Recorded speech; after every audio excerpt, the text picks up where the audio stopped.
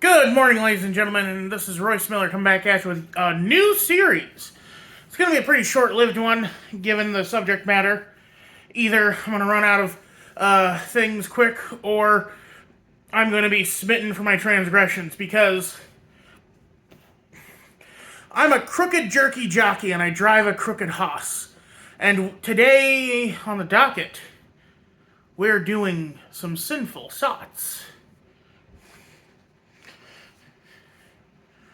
This is where I take a food that is traditionally associated with a certain ethnicity, and I try to piss off whatever ethnicities, deities are associated with it. And today it is the humble latke.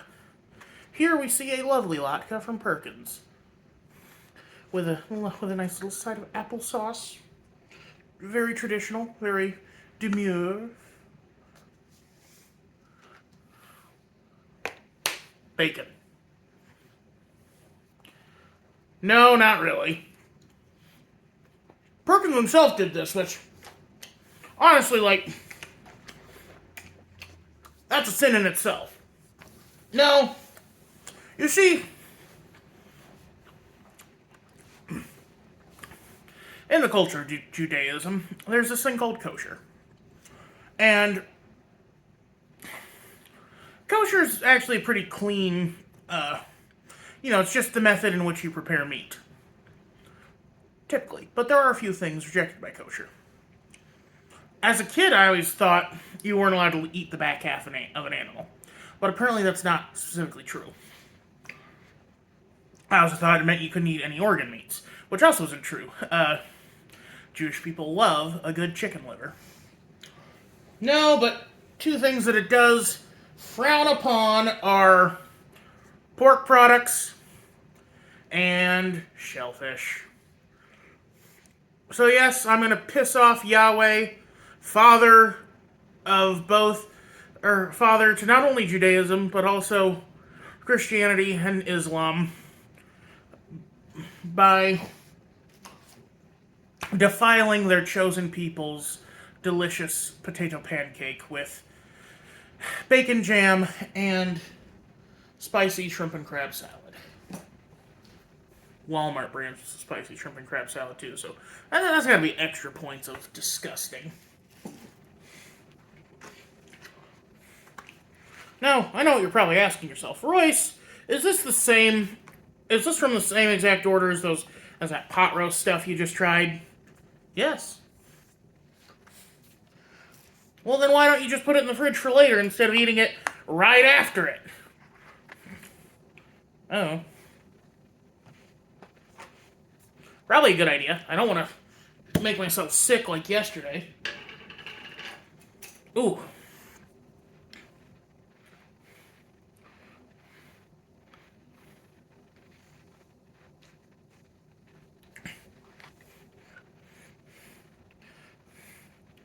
But, you know.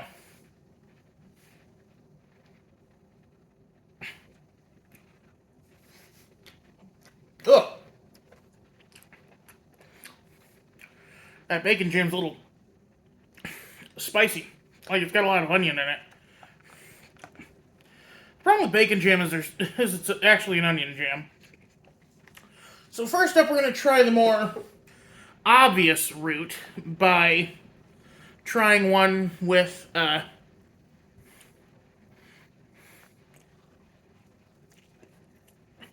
pork in it.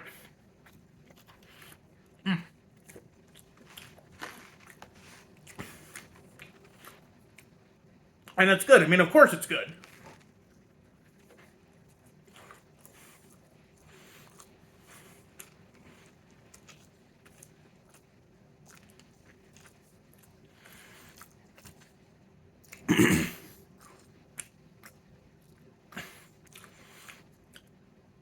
That bacon jam, though, it's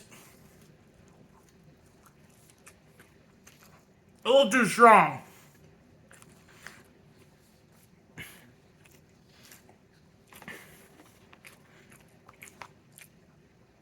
Bit too much of a good thing.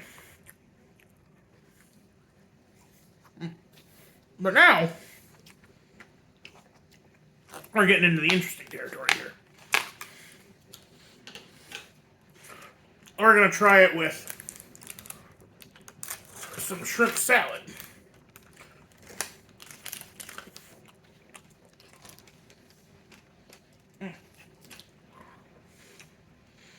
Oh yeah, that's good shit.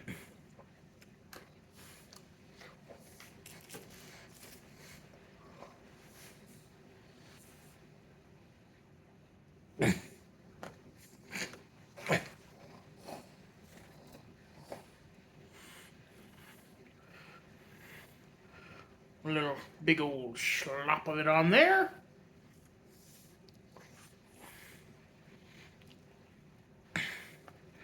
And let's give her a taste rater, 1 through 10.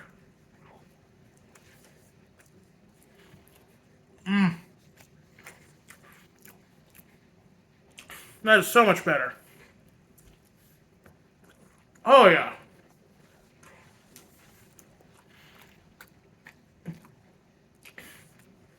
Now, the cynic in me, of course, thinks that a lot of eating practices evolve from trying to impose healthy, like trying to make sure people didn't kill themselves on accident. And kosher really does exemplify that. Don't eat pork. Pigs are a very filthy animal. Don't eat shellfish. They're a bottom feeding, or they're a bottom feeder. They're basically a oceanic insect.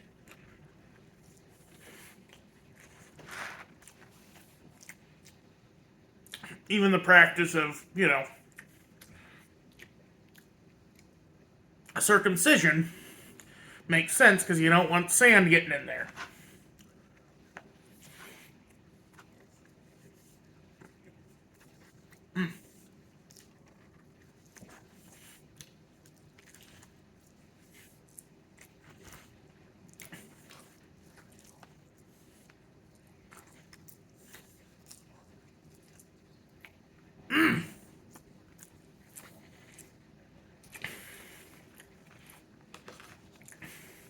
That is amazing. I was going to put the applesauce in the third one to be like, now we're going to try it in the traditional sense. No, I think we're just going to slop on another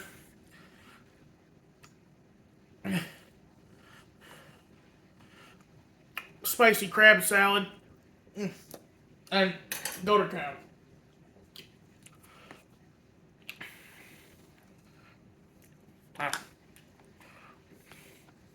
The burrito method was superior.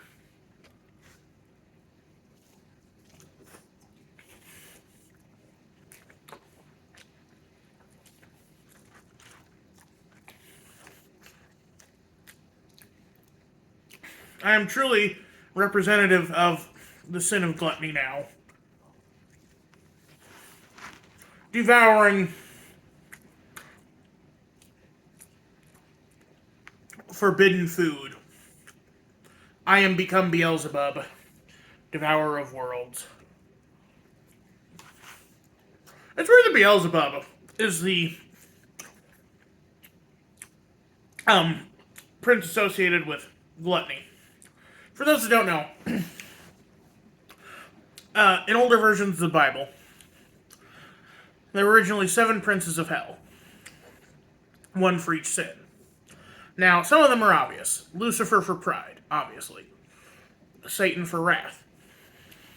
Satan, coming from the Arabic word shaitan, means enemy.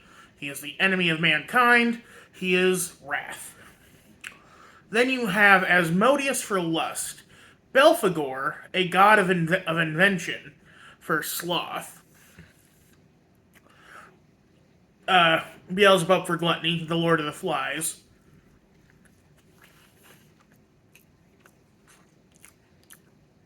Kind of makes sense, kind of doesn't. You have Mammon for greed, a gilded deity who is just an absolute despot. In fact, certain like old, certain old school depictions of him look very familiar.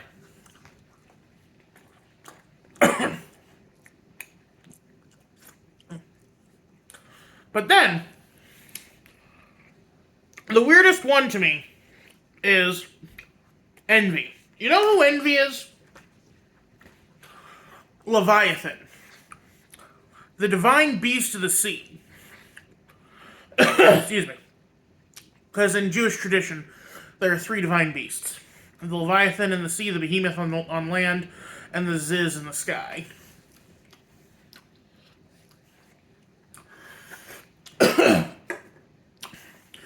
Given that so many of the princes of hell are deities from other religions, if we still had princes of hell, I would say the modern version of the Prince of Envy would be. And this is a stretch, mind you, but hear me out. Hernan Cortez claimed that the Aztecs worshipped him as a mortal incarnation of Quetzalcoatl, their dragon god of civilization. Not necessarily what happened, but it's a fun story at least. Oh man, that crab salad was spicy. Whew. Wouldn't expect something actually good and spicy from Walmart of all places. But so like in my head, those who aspire to be gods but really aren't would be good candidates for the Prince of Envy. And like the princes of hell do kind of transcend into the modern day as well, because like you have the seven deadly sins from Shazam, and then you also have the Daedric princes and Elder Scrolls are very emblematic of that. You know, we just like an evil pantheon of wicked little boys, evil little guys, to use the Tumblr verbiage. Anyway, I've prattled on long enough.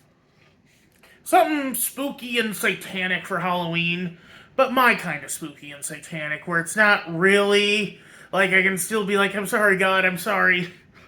But I hope Yahweh takes this in good fun. You know, if nothing else, Jewish people have a great sense of humor. Mel Brooks. No, that just reminds me of Robin Williams' bit where he says that, you know, at the Last Supper, two things were born at once. Catholic guilt and Jewish comedy. Because, tonight, one of you will betray me. Is it me, Jesus? No, Peter, it is not you. Is it me, Jesus?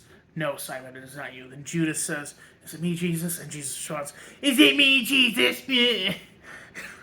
God, I miss that, man. People say, like, oh, Robin took shots of both sides. And it's like, no, Robin was a very milquetoast progressive. You know, he understood that there were assholes on his side. Like, he was mentioning what an old codger Biden was back in 2008. 2008! Or it might have been 09. But still, regardless. Anyway, that's it for me today. Y'all have a good one. This is Royce Miller. I'm outie.